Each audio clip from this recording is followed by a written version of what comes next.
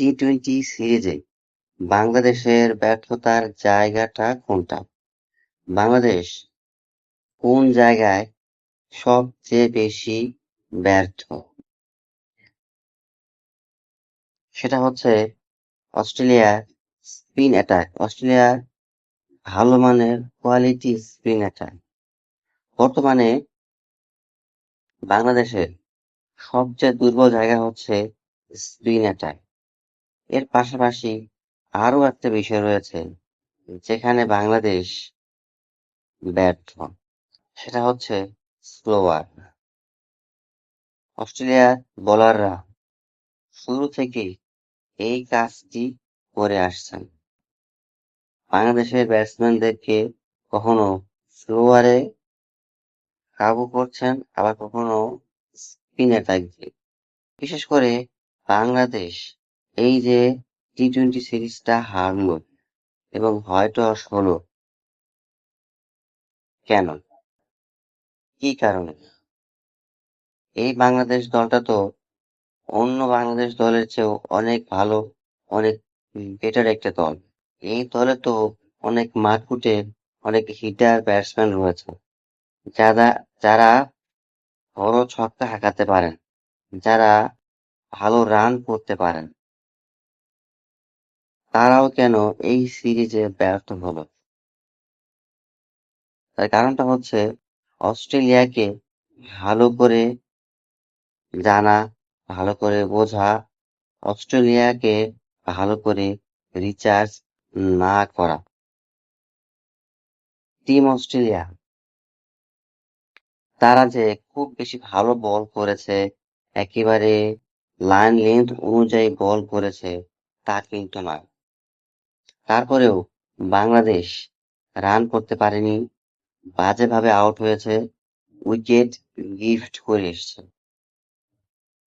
তার কারণটা হচ্ছে অস্ট্রেলিয়ার প্ল্যান ছিল তারা ভালো বল করবে না, ভালো জায়গায় বল ফেলবে না।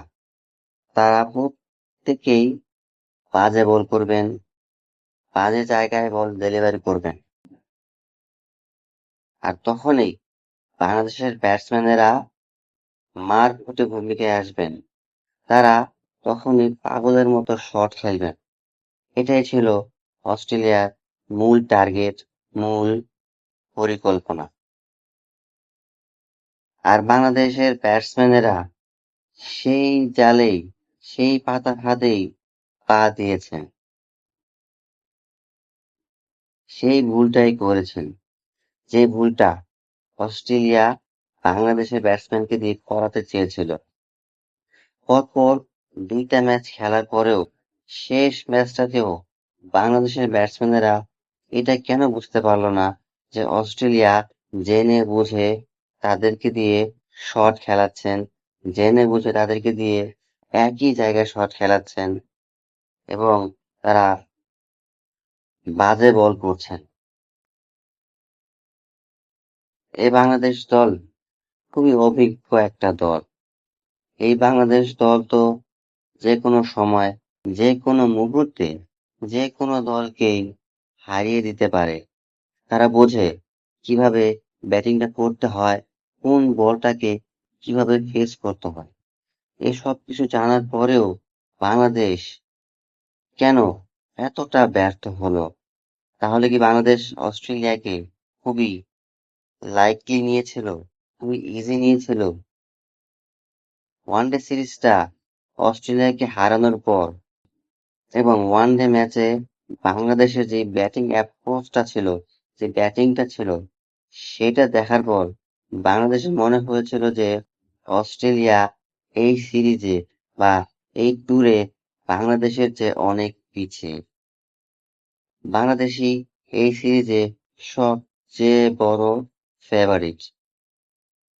তা এবং সেইটা ভেবেই বাংলাদেশ অস্ট্রেলিয়ার সাথে ম্যাচ খেলছিল। বাংলাদেশ কি অস্ট্রেলিয়াকে জিম্বাবুয়ে হিসেবেই দেখেছিল? বাংলাদেশ কি মনে করেছিল যে এই অস্ট্রেলিয়ার পারফরম্যান্স জিম্বাবুয়ের মতো? এটাও হলো বাংলাদেশের সবচেয়ে বড় ভুল ধারণা, যদি এটা ভেবে থাকে। শোনা যাচ্ছিল বাংলাদেশে অনেক ক্রিকেটার, অনেক ব্যাটসম্যানরাই প্র্যাকটিসে আসতো না, নিয়মিত আসতো না। তাহলে মনে হয় তারা বাংলাদেশকে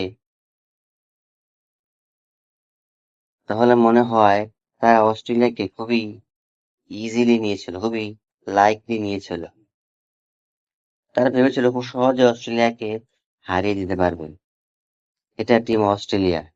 এত সহজে তাদেরকে হারানো যায় না, সহজে তাদেরকে ব্যর্থ করা যায় না। তারা তার প্রমাণ দিল। আপনাদের কি মনে হয় বাংলাদেশ দল কি ভেবেছিল অস্ট্রেলিয়াকে? যেভাবে ভেবেছিল তাদের তো কম ভেবেছিল। আপনাদের মতামত কমেন্ট বক্সে জানাবেন।